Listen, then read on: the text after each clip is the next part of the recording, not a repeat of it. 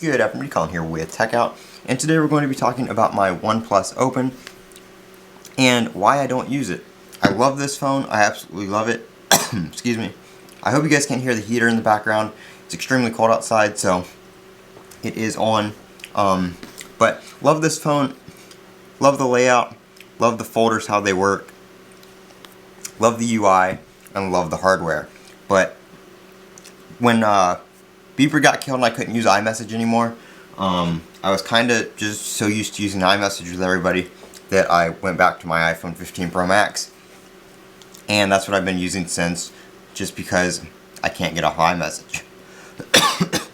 So I do plan on switching back to this. I really do want to use it. Haven't had any issues with it whatsoever.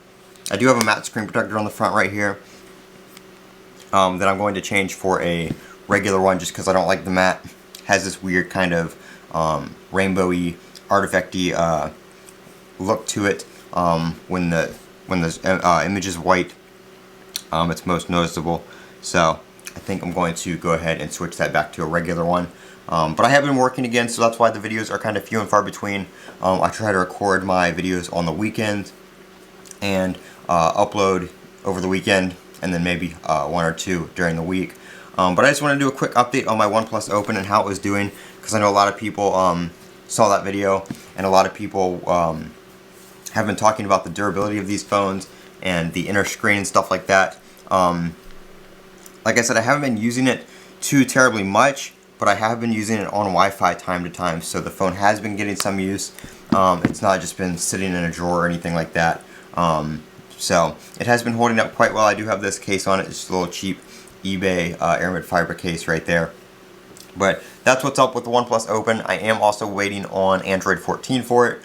We still don't have the beta or update or anything here in the US for the OnePlus. I did do that thing where I tried the India version of Android 14. It works okay. Some things didn't really work. Don't know if that's because it was a beta or because I'm not in the right country.